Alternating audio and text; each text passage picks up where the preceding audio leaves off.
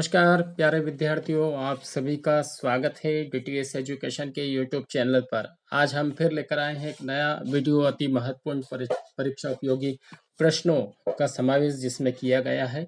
और यह वीडियो है yoga and meditation first year के विद्यार्थियों के लिए अनिवार्य विषय है और सभी विद्यार्थियों को इसे पढ़ना आवश्यक है। इसकी परीक्षा भी होगी जो कि OMR शीट पर होगी, इसलिए विद्यार्थियों पूरे वीडियो को ध्यान से सुनते रहिएगा, समझते रहिएगा, क्योंकि हमने इसमें बहुत सारी तैयारियों के साथ में आपको उत्तर देने का प्रयास किया है।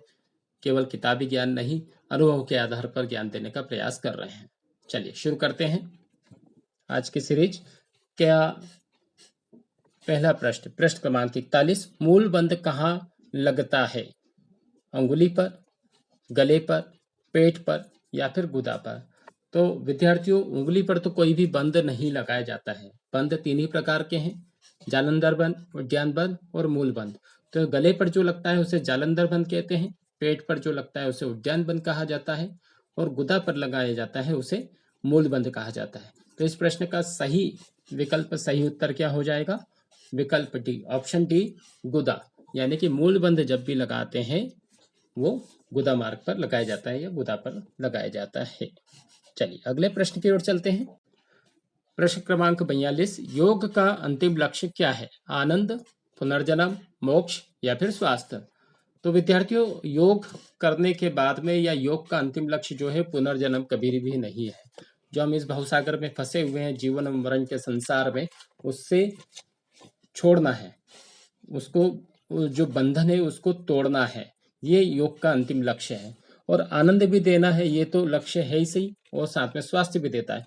लेकिन अंतिम लक्ष्य क्या है? अंतिम लक्ष्य है मोक्ष देना, यानी कि जो आपका जीवन मरण है वो छूट जाए, इस मोह माया से आप दूर हो जाए और आत्मा जो है हमारी परमात्मा में विलीन हो जाए। तो इस प्रश्न का सही विकल्प हो जाएगा विकल्प सी, मोक्ष। अगला प्रश्न है, प्राणायाम में रेचक का अनुपात होता है? तो विद्यार्थियों, प्राणायाम में रेचक का अनुपात कितना होना चाहिए? 2 गुना, 4 गुना, 3 गुना या फिर 5 गुना? तो प्राणायाम का जो आदर्श अनुपात होता है वो होता है 1:4:2। यानी कि आपने एक बार श्वास ली, 4 बार उसको रोकना है और 2 बार छोड़ना है। तो श्वास लेने को बोलते हैं हम पूरक, श्वास रोकने को बोलते हैं कुंभक और श्वास छोड़ने को बोलते हैं रेचक। तो यहाँ पर पूछा गया रेचक का अनुपात कितना होता है, तो वो होता है 2 गुना, है ना, 1:4:2। तो यहाँ पर 2 गुना होगा। प्राणायाम में रेचक का अनुपात हमेशा दुगुना होगा। तो इसका सही विकल्प हो जाएगा विकल्प ए, 2 गुना। अगले प्रश्न की ओर बढ़ते हैं। प्रश्न क्रमांक 44, ध्यानात्मक आसन है, कौन सा है? वक्रासन, शीर्षासन, पद्मासन या फिर हलासन? 4 विकल्प दिए हुए हैं। ध्यानात्मक आसन यानी कि जिसमें ध्यान लगाया जाए। तो वक्रासन हम बैठकर करने वाला आसन है, जिसमें आपकी कटी यानी कि कमर का खिंचाव आता है, साइड से खिंचाव आता है, लेकिन वक्रासन ध्यानात्मक आसन नहीं होगा। शीर्षासन जिसे सिर के बल लेटकर किया जाता है, पैर ऊपर और सिर नीचे, तो इसमें भी ध्यान नहीं लगा सकते हैं। हलासन, इसमें हम अर्ध हलासन, पहले 90 डिग्री पर पैरों को ले जाते हैं पीठ के बल लेटकर और पैरों को पीछे हल जैसी स्थिति होती है, लेकिन उसमें भी ध्यान नहीं लगता है। तो सीधा सा आंसर कौन सा हो जाएगा इसका? अब आखिरी लास्ट, पद्मासन। पद्मासन ध्यानात्मक आसन है, सही विकल्प विकल्प सी, पद्मासन। अगला प्रश्न है प्रश्न क्रमांक 45, संतुलनात्मक आसन है, मतलब जिसमें संतुलन हम प्राप्त कर सकते हैं, एकाग्रता प्राप्त कर सकते हैं, जिसमें संतुलन बनाया जाता है। तो शवासन, शवासन पीठ के बल लेटकर किया जाता है। शवासन सोने वाला, जिसमें हम रिलैक्स होते हैं, रिलैक्सेशन आसन है, आरामदायक आसन है। वज्रासन बैठकर करने वाला आसन या उसको ध्यानात्मक आसन भी बोल सकते हैं। हलासन, हलासन संतुलनात्मक नहीं है, बल्कि शरीर का संवर्धन करता है ना, पेट पर अधिक से अधिक रक्त को रोक कर रखता है, पेट की बीमारियों को दूर करता है। तो इसमें जो संतुलनात्मक आसन हो जाएगा वो हो जाएगा वृक्षासन, ट्री पोज। तो इस प्रश्न का सही विकल्प हो जाएगा विकल्प डी, वृक्षासन। अगला है प्रश्न क्रमांक 46, हैमस्ट्रिंग नाम है। हैमस्ट्रिंग किसका नाम है? हड्डी का, पेशी का, नाड़ी का या इनमें से कोई नहीं? तो नाड़ियां तो मैंने आपको 3 ही बताई है, ईड़ा, पिंगला और सुषुम्ना। उसके अलावा बहुत सारी 72,000 नाड़ियां हमारे शरीर के अंदर कही गई है। हड्डियां 206 होती हैं और पेशियां, तो यहाँ पे पेशी यानी कि मांसपेशी। तो हैमस्ट्रिंग किसको कहते हैं? मांसपेशी है हमारी। हैमस्ट्रिंग मतलब हमारी जो थाई में जो पेशियां रहती है वो हैमस्ट्रिंग कहलाती है। इसलिए इस प्रश्न का सही विकल्प हो जाएगा, हैमस्ट्रिंग नाम है किसका है, पेशी का। इसमें कई बार मांसपेशी भी लिखा जाए तो वो भी सही होगा, तो विकल्प बी पेशी। अगले प्रश्न की ओर बढ़ते हैं। प्रश्न क्रमांक 47 इंसुलिन प्रदान करता है।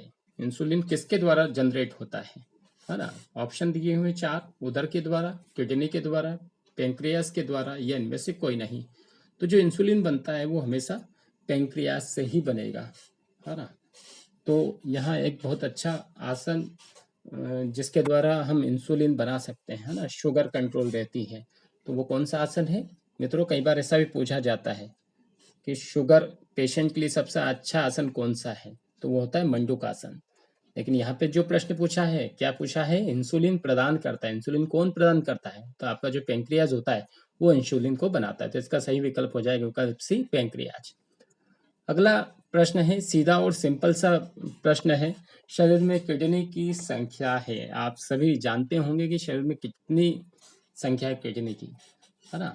तो 1, 3, 2 या 4।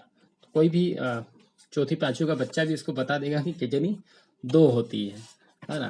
तो इसमें कोई भी विचार नहीं करना है। शरीर, हर व्यक्ति के शरीर में किडनी की संख्या 2 ही होती है और वो एक किडनी पर भी जिंदा रह सकता है अगर उसकी एक किडनी खराब हो जाए तो।